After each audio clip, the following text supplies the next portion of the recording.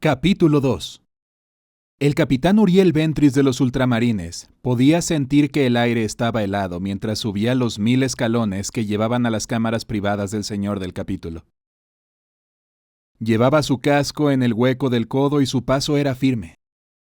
Los servomúsculos de su armadura de energía hacían tarea fácil la subida, a pesar de la leve cojera que padecía por la herida sufrida en Tracia hacía ya casi 6 meses. Los escalones continuaron subiendo en espiral por la ladera del Valle de Laponis, donde se asentaba la estructura más magnífica de todo Macragge, la fortaleza de Hera, bastión de los ultramarines. Construida a partir de grandes losas de mármol extraídas de las propias laderas del valle, la enorme masa de la estructura era una obra maestra llena de columnatas, con sus superficies blancas y prístinas, las gráciles balconadas, las cúpulas geodésicas y las pasarelas de cristal apoyadas sobre contrafuertes de acero plateado daban al mismo tiempo la impresión de una gran fuerza y ligereza, de una liviandad aérea. La fortaleza se encontraba situada entre los picos más altos del Valle de Laponis, rodeada por pinos de montaña y justo al lado de las grandes cataratas de Hera. El agua procedente de los glaciares caía por las cataratas hasta las rocas situadas varios cientos de metros por debajo de ellas. Y unos arcoíris centelleantes se extendían como puentes de color de un lado a otro del estrecho valle. Uriel se detuvo un instante y se quedó contemplando las cataratas, recordando la primera vez que las había visto y la sensación de humildad asombrada que tuvo. Una leve sonrisa asomó a sus labios al darse cuenta de que todavía sentía lo mismo. Colocó una mano en el pomo de la espada, sintiendo la carga de responsabilidad que representaba. Mientras palpaba la elaborada decoración que recorría las soberbias tallas de la funda, su mente regresó a la matanza ocurrida en el mundo rebelde de Tracia, donde el comandante de su compañía y su amigo, el capitán Idaius, le había entregado la magnífica arma antes de marchar hacia la muerte. El destacamento de Idaius, que había recibido la orden de destruir un puente para impedir que los soldados traidores de Tracia atacaran por el flanco al ejército imperial, se había visto atrapado en un combate desesperado contra un enorme contingente enemigo que intentaba conquistar ese mismo puente. Los 30 ultramarines habían contenido durante un día y una noche casi a 2000 soldados, hasta que entraron en liza los guerreros heréticos de los señores de la noche. Uriel sintió un estremecimiento cuando se acordó de la imagen de sus camaradas crucificados sobre los transportes de los señores de la noche, y supo que llevaría en su memoria hasta la muerte sus rostros azotados por el dolor. Los marines traidores habían estado a punto de hacerse con la posición de los ultramarines, pero gracias a una maniobra desesperada de Idaius, la que le había costado la vida, el puente había resultado destruido y el ataque había fracasado. El sentimiento de profundo dolor por la muerte de Idaius se apoderó de nuevo de Uriel, pero lo reprimió con rapidez y continuó su ascensión por la escalera. No estaría bien hacer esperar a su jefe y señor. Siguió subiendo los peldaños. Tenían la parte central desgastada por el paso de incontables pisadas. Y se preguntó por un momento cuántos habrían subido por ahí antes que él. Por fin llegó a la amplia explanada de la cima y se dio la vuelta para contemplar la ruta por la que había llegado hasta ahí.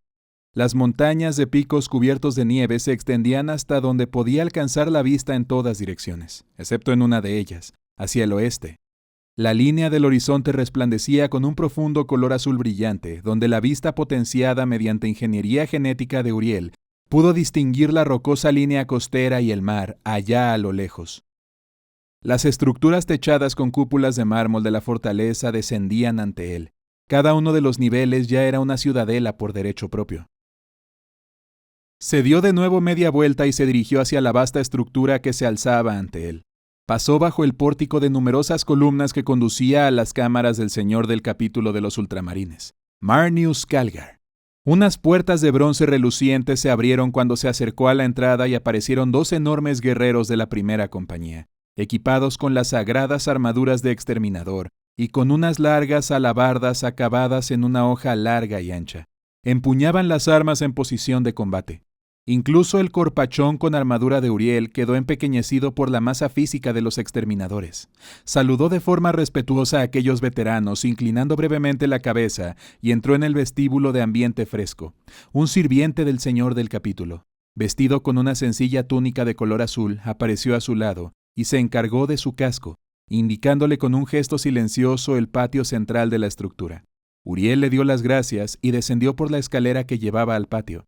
En un nivel más bajo, observando todo a su alrededor sin perder detalle, los lienzos con honores de batalla bordados con hilo de oro colgaban de los balcones del patio por encima de los claustros envueltos en sombras, y varias estatuas de héroes ultramarines de tiempos pasados rodeaban una fuente colocada en el centro del patio del suelo de mármol.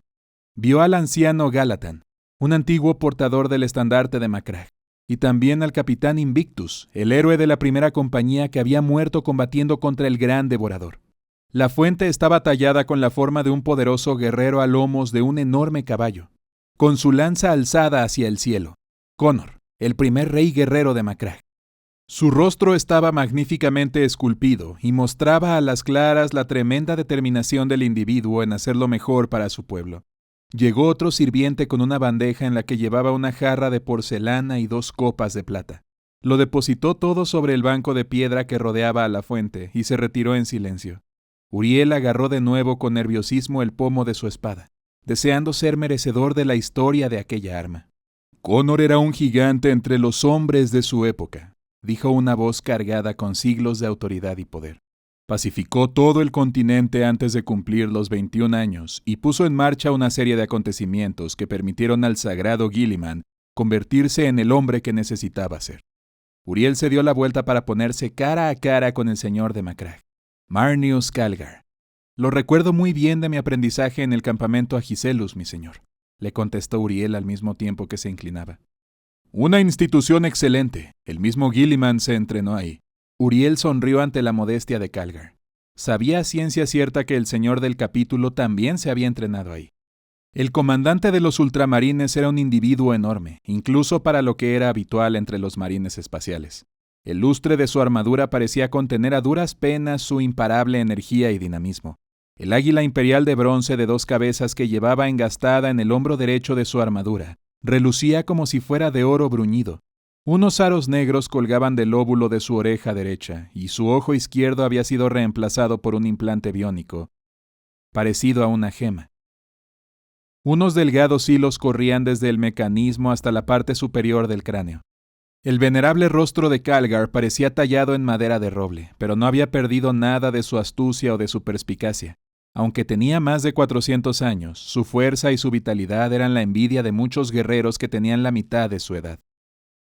«Bienvenido, hermano», le saludó Calgar, al mismo tiempo que le colocaba las 2 manos sobre las guardas de las sombreras de su armadura. «Me alegro mucho de verte, Uriel. Te admiro y me siento orgulloso de ti. Las victorias en Tracia fueron honorables». Uriel hizo una reverencia para aceptar los cumplidos, y Calgar lo invitó a sentarse. El señor de los ultramarines se inclinó sobre el banco de piedra y llenó las 2 copas de plata con el vino de la jarra de porcelana. Le ofreció una a Uriel y éste se fijó en que la copa parecía absurdamente diminuta en el enorme guantelete de Calgar. «Gracias, mi señor», dijo Uriel antes de probar el vino fresco y quedarse en silencio. Su semblante aquilino era serio y anguloso, con unos ojos del color de las nubes de tormenta. Llevaba el cabello oscuro muy corto, casi dejando al descubierto su cráneo moreno, y lucía 2 tachones de oro sobre la ceja del ojo izquierdo. Uriel era un guerrero nato, nacido y criado en el mundo cavernoso y subterráneo de Kald. Gracias a sus valerosas hazañas, se había labrado una tremenda reputación entre los ultramarines como un combatiente de gran fuerza y pasión, y su devoción al capítulo era ejemplar. «Hidaius era un gran guerrero y un excelente amigo», comentó Calgar adivinando los pensamientos de Uriel. «Sí, realmente lo era, mi señor», respondió Uriel a la vez que colocaba la mano sobre la decorada vaina de la espada. «Me entregó esta arma antes de partir para destruir el puente de Tracia. Dijo que me serviría a mí mejor que a él, pero todavía no sé si puedo honrarla tal como se lo merece, o si puedo reemplazarlo como capitán de la 4ª compañía». «Él no hubiera querido que tan solo lo reemplazaras, Uriel. Él hubiera querido que te comportaras como tú mismo, que mandaras a la 4ª compañía como si fuera tuya». Calgar dejó a un lado su copa. «Conocía bien a Hidaius, capitán Ventris», empezó a decir, mencionando el nuevo rango de Uriel. «Y sabía muy bien que tenía métodos poco ortodoxos. Era un hombre de grandes dotes y un gran corazón. Serviste con él a lo largo de muchos años, y sabes también como yo que Hidaius no le hubiera entregado la espada que él mismo forjó a un hombre inapropiado para ello». Calgar fijó la mirada en la piedra y siguió hablando. Debes saber, hijo de Gilliman, que el Padre de nuestro capítulo siempre nos observa y protege. Conoce tu alma, tu fortaleza, y sí, incluso tu miedo. Comparto el dolor que sientes por la pérdida del hermano capitán Idaius, pero deshonrar su nombre con tu pena es algo equivocado. Dio su vida para que sus hermanos de batalla pudieran vivir y los enemigos del emperador fueran derrotados. Un guerrero no puede pedir mejor muerte que esa. El capitán Idaius era tu oficial superior y tú deberías obedecer al pie de la letra las órdenes que te impartió. La cadena de mando no debe romperse, o no seríamos nada. La disciplina y el orden lo son todo en el campo de batalla. Y el ejército que viva y luche según ese credo siempre triunfará. Recuerda eso, Uriel. Así lo haré, mi señor. ¿Has entendido todo lo que he dicho? Sí, lo he hecho. Entonces ya no volveremos a hablar de Idaius hoy, y en vez de eso hablaremos de las batallas que se avecinan, ya que necesito a la cuarta compañía. Uriel dejó a un lado su copa y sintió una oleada de impaciencia recorrer su cuerpo ante la expectativa de tener una nueva oportunidad de servir otra vez al emperador. «Estamos preparados para combatir, Lord Calgar», dijo Uriel con orgullo. Calgar sonrió. Había esperado aquella respuesta con toda certeza. «Sé que lo estás, Uriel. Existe un mundo que dista algunas semanas de ultramar y que requiere la fuerza de nuestra presencia. Se llama Pavonis y sufre los ataques de unos piratas. Unos malditos Eldar». La expresión del rostro de Uriel se endureció con un gesto de desprecio al escuchar mencionar a los Eldar, unos alienígenas decadentes que se negaban a reconocer el derecho divino de la humanidad de gobernar la galaxia. Uriel se había enfrentado con anterioridad a ellos, pero sabía muy poco de sus blasfemas costumbres alienígenas. Los sermones de adoctrinamiento de los capellanes le habían enseñado que eran arrogantes más allá de lo que podían expresar las palabras, y que no se podía confiar en ellos, lo que ya era suficiente para Uriel. «Los perseguiremos y los aniquilaremos como la escoria alienígena y traicionera que son, mi señor». Calgar sirvió más vino y alzó su copa. «Brindo por las batallas y las victorias que están por llegar, Uriel, pero existe otra razón por la que debes viajar a Pavonis. El Administratum está muy disgustado con la gobernadora planetaria de Pavonis. Quieren hablar con ella sobre su fracaso a la hora de entregar los diezmos correspondientes a un mundo imperial como el suyo. Debes transportar a un adepto del Administratum a Pavonis y asegurarte de que transmite a salvo ese disgusto. Capitán, te confiero la responsabilidad personal de su seguridad». Uriel asintió, aunque no estaba seguro del motivo por el que aquel chupatintas en concreto mereciera semejante protección, pero dejó a un lado aquel pensamiento por ser irrelevante. Que Lord Calgar le hubiera encomendado la seguridad de aquel individuo era para Uriel razón suficiente para que no le ocurriera nada malo. El gran almirante Tiberius ya tiene al Vae Victus preparado para partir, y el adepto llegará mañana por la mañana con información más detallada. Espero que tú y tus hombres estén preparados ante el próximo anochecer. «Así será, Lord Calgar», le aseguró Uriel, sintiéndose realmente honrado por la confianza que había demostrado tener en el señor de los ultramarines. Sabía que moriría antes de permitir que aquella confianza fuera traicionada. «Entonces ve, capitán Ventris», le ordenó Calgar poniéndose en pie y saludando a Uriel. «Presenta tus respetos en la capilla del primarca y después prepara a tus hombres». Calgar le ofreció la mano y Uriel se puso en pie. Los dos guerreros sellaron su juramento de lealtad y valor mutuo al estilo de los guerreros, tomándose por las muñecas el uno al otro. Uriel hizo una profunda reverencia ante Calgar y salió con giazo decidido del patio. Calgar se quedó mirando cómo su capitán más reciente pasaba entre las grandes puertas de bronce y salía al sol de la tarde. Deseó haber podido contarle más. Tomó su copa y vació el contenido de un solo trago. Su agudo sentido del oído detectó un roce de tela a su espalda y supo sin darse la vuelta a quién estaba detrás de él, oculto entre las sombras del claustro. «Ese hombre tiene una gran responsabilidad ahora, Lord Calgar. Hay mucho en juego en este asunto. ¿Cumplirá su propósito?», preguntó el recién llegado. «Sí», le respondió Marnius Calgar en voz baja. «Creo que lo hará». Uriel recorrió el largo pasillo procesional dorado entre las apretujadas filas de peregrinos vestidos con túnicas sin hacer caso de las miradas de asombro que provocaba su presencia. Uriel, cuya cabeza y hombros sobresalían por encima de aquellos que habían ido a contemplar uno de los lugares más sagrados de todo el imperio, sintió que los latidos de sus corazones se aceleraban a medida que se acercaban al centro del templo de la corrección. Al igual que gran parte de la fortaleza de Hera, se decía que el templo había sido diseñado por Robute Guilliman, y sus proporciones desafiaban la mente con la escala de su construcción y la grandeza de su decoración. Un resplandor multicolor se desparramaba, procedente de una arcada que se abría ante él. La luz del sol del atardecer, ya bajo en el horizonte, atravesaba las vidrieras coloreadas de la cúpula en una lluvia de rayos dorados, azules, rubíes y esmeraldas. La multitud de peregrinos se apartó a su paso. Su condición como uno de los elegidos del emperador le otorgaba preferencia sobre sus deseos de ver en persona al bendito Guilliman. Como siempre, se quedó sin respiración durante un instante cuando quedó en presencia de la impresionante figura del primarca. Bajó los ojos sintiéndose indigno de permitir que su mirada se mantuviese durante demasiado tiempo posada sobre el padre fundador del capítulo. La enorme forma cubierta de armadura de Robute Guilliman, primarca de los ultramarines. Estaba sentada en un gigantesco trono de mármol, y ahí había permanecido enterrado durante los últimos 10.000 años. En su luminoso sepulcro del campo de estasis, a los pies del primarca se encontraban sus armas y su escudo, y a su espalda el primer estandarte de Macragge. Se decía que había sido tejido con los cabellos de 1.000.000 de mártires, y que el propio emperador lo había tocado con la mano.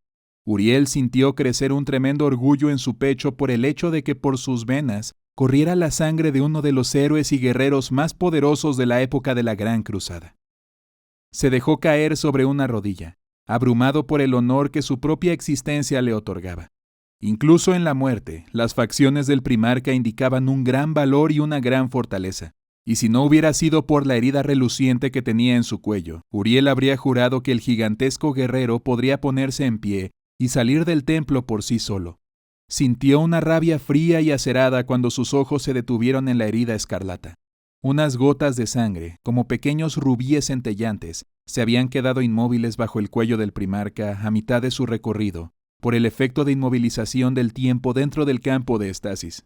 La vida de Guilliman había sido cegada antes de tiempo por la hoja envenenada del primarca traidor de los hijos del emperador, Fulgrim. Su tarea había quedado inacabada, su legado incumplido, y esa era una de las mayores tragedias de la muerte de Guilliman. Uriel sabía que había algunos que creían que las heridas del primarca se estaban curando lentamente, y proclamaban que llegaría un día en el que se alzaría de su trono. ¿Cómo algo tan imposible podía ocurrir en el interior de un campo de estasis sellado? Era un asunto que los profetas ponían en manos de la voluntad infalible del emperador. Podía sentir la presencia de las masas de peregrinos silenciosos a su espalda. Se percató del respeto reverencial que le tenían, y no se sintió merecedor de tanta devoción.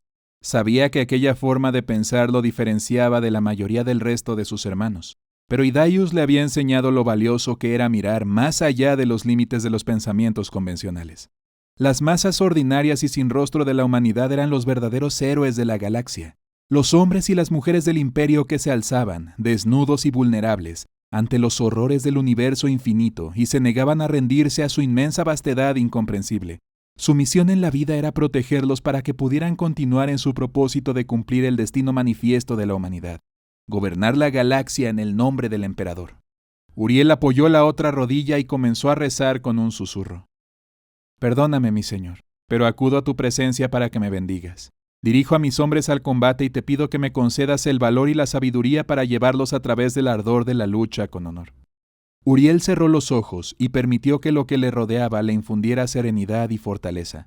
Respiró profundamente y percibió con intensidad el olor de los desgastados honores de batalla que colgaban en la circunferencia interior de la inmensa cúpula.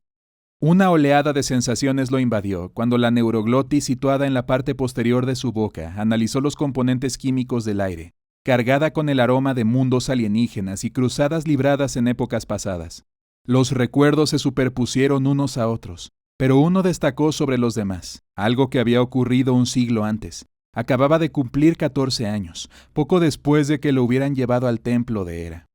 Uriel corría ladera arriba. La respiración le quemaba los pulmones mientras atravesaba con sus largas zancadas los bosques de hoja perenne de las montañas. Su estado físico era mucho mejor que el de la mayoría de sus compañeros, sus reclutas escogidos por los ultramarines, y ya solo Learcus estaba por delante de él. Trabajar en las granjas de las cavernas de Kald y entrenarse en el campamento Agiselus habían mantenido su cuerpo delgado y musculoso. y sabía que disponía de la energía y la resistencia necesarias para alcanzar a Learcus antes de lograr llegar a la cima. Solo Cleander lo seguía de cerca, pero Uriel no podía mirar atrás para ver a qué distancia se encontraba el amigo de Learcus. Uriel estaba acortando la distancia que lo separaba de Learcus y no le quedaba más que unas pocas zancadas para alcanzarlo. Sonrió cuando se aproximó al joven, más alto y fuerte, con toda su energía concentrada en sobrepasar al líder de la carrera. Oyó los pasos de Cleander muy cerca, pero Uriel estaba demasiado centrado en alcanzar a Learcus. Su rival lanzó una breve mirada por encima del hombro, y Uriel sintió un estallido de alegría al distinguir con claridad la preocupación en sus rasgos cansados. Pudo ver que Learcus sabía que iba a ser derrotado, por lo que se esforzó todavía más, con los brazos subiendo y bajando como pistones a medida que llegaba a su altura. Uriel se desvió a la derecha para sobrepasar a Learcus, sobreponiéndose al dolor ardiente que sentía en los muslos cuando aceleró la marcha. Learcus miró de reojo cuando captó la presencia de Uriel y le propinó un codazo. Un chorro de sangre saltó de la nariz de Uriel, y sus ojos se llenaron de lágrimas. Un estallido de luz dolorosa lo cegó y trastabilló a la vez que se llevaba las manos a la cara. Sintió que unas manos lo agarraban de los hombros por detrás y gritó cuando Cleander lo sacó de un tirón del sendero. Cayó con fuerza al suelo y golpeó la tierra dura con la nariz ya rota. Oyó unas risotadas y se sintió invadido por una tremenda rabia ciega. Uriel trató de ponerse de pie, tambaleándose mientras se limpiaba la sangre de la nariz y de su cara, pero se mareó y cayó de nuevo. Pudo distinguir a través del velo del dolor cómo lo sobrepasaban otros reclutas persiguiendo a sus atacantes hacia la cima de la montaña. Una mano lo agarró por el brazo desnudo y lo ayudó a ponerse de pie. Uriel parpadeó para despejar de lágrimas de dolor los ojos y vio a su camarada de escuadra, Pausanias. Se agarró a los hombros de su amigo mientras se recuperaba. «Ay, déjame adivinar», dijo Pausanias entre jadeos. «Learcus, ¿no?» Uriel solo pudo asentir. Levantó la vista recorriendo la ladera y vio a Learcus muy lejos, casi en la cima de la montaña. «¿Puedes correr, amigo?» «Sí, puedo correr», respondió con un gruñido Uriel. «Hasta la misma cima para aplastarle los morros a ese cabrón tramposo». Apartó la mano de Pausanias del brazo con una sacudida y se lanzó a la carrera de nuevo. Cada una de las zancadas que daba con los pies desnudos le provocaba un pinchazo de dolor en el rostro. La sangre le salía sin parar de la nariz. Pero él agradeció el sabor metálico y punzante en su boca a la vez que su rabia seguía aumentando. Superó a algunos corredores, pero apenas se dio cuenta de ello. Tenía la mente llena de un tremendo deseo de venganza. Uriel llegó a la cima de la montaña y se acercó algo tambaleante a la columna de piedras que se encontraba en el centro de la rocosa altiplanicie. Tocó el apilamiento de peñascos y se giró hacia donde estaban sentados Learcus y Cleander. Unas montañas abruptas y elevadas de color negro se alzaban hasta donde la vista podía alcanzar. Pero Uriel no prestó ninguna atención al magnífico paisaje mientras se dirigía hacia Learcus, que estaba retozando contra una roca observando cómo se acercaba con una mirada vigilante. Cleander se puso en pie para interponerse entre los dos, y Uriel vio cómo una expresión de enfado asomaba al rostro de Learcus. Cleander era más joven que Uriel, pero le sacaba una cabeza y media de altura, y unos poderosos músculos subían y bajaban su pecho sudoroso.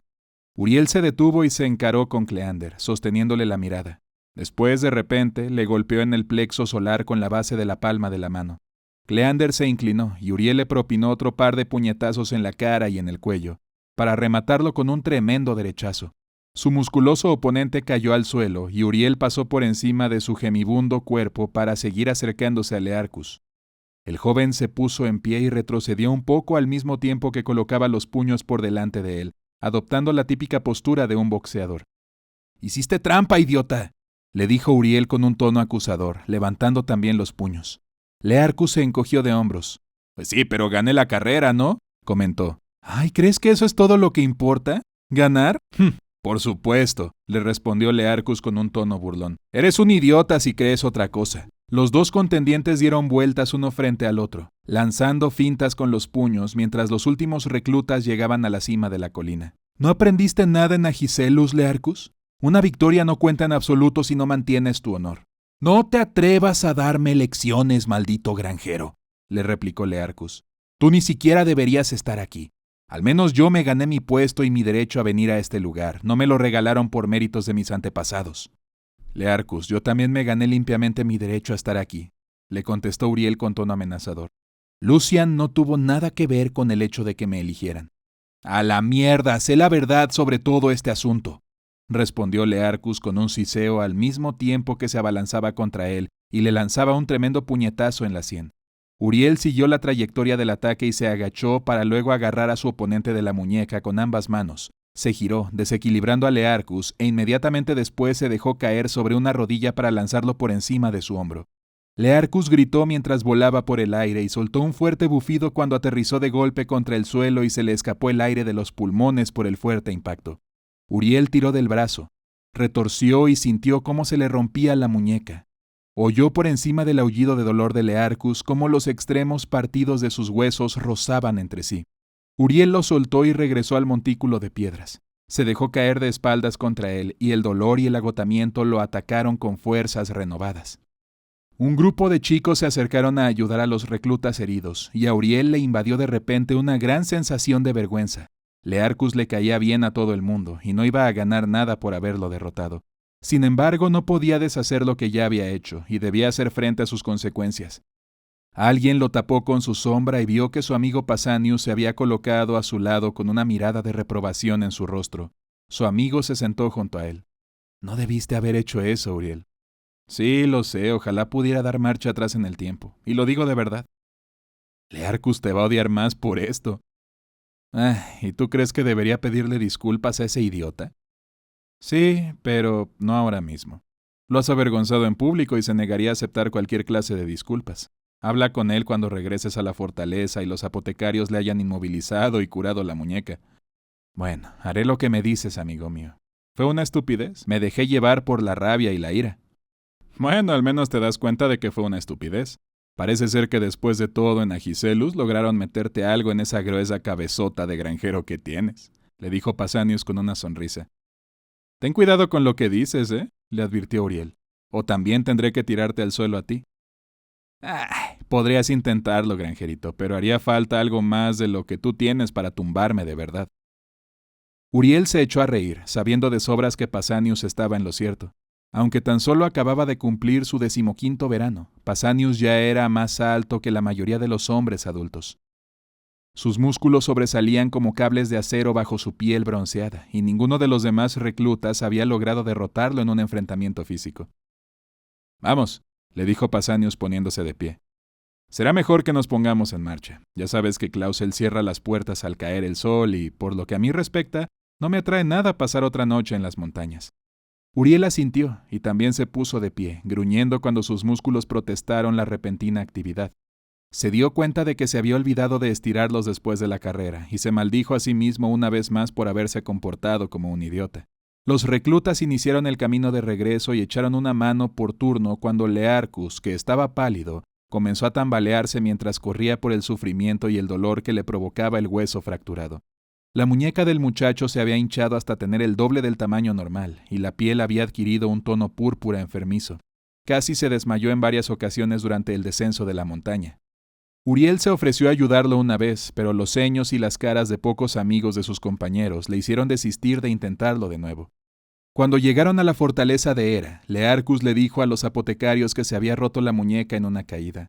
Uriel sintió a lo largo de los días siguientes cómo se abría un abismo entre él y sus demás compañeros. Sin embargo, darse cuenta de la existencia de aquella separación fue suficiente para prevenir e impedir que aumentara.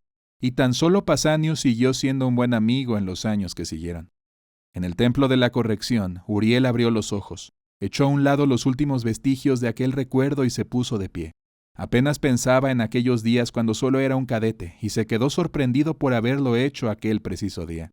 Quizás era un presagio, un mensaje del propio primarca bendito.